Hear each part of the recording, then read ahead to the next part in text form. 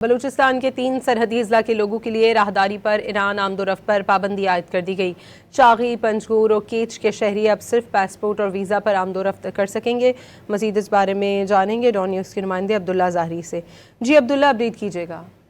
جی بالکل، پاک ایران 5 مجموعی طور پر جو سرحدیں ایران سے لگتی ہے، جن میں واشک، بیسیما،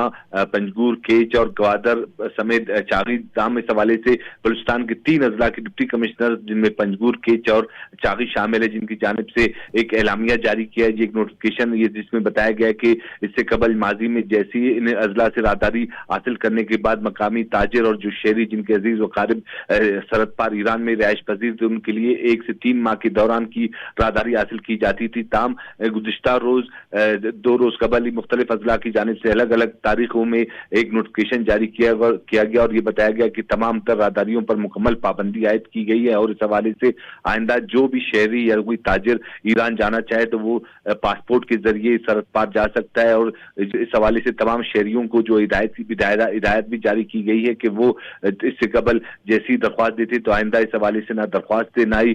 ضلعی انتظامیہ سے اس حوالے سے رابطہ کرے، وہ اپنے پاسپورٹ کے ذریعے ہی آگے جا سکیں گے۔ جی بہت شکریہ عبداللہ ظاہری آپ کا۔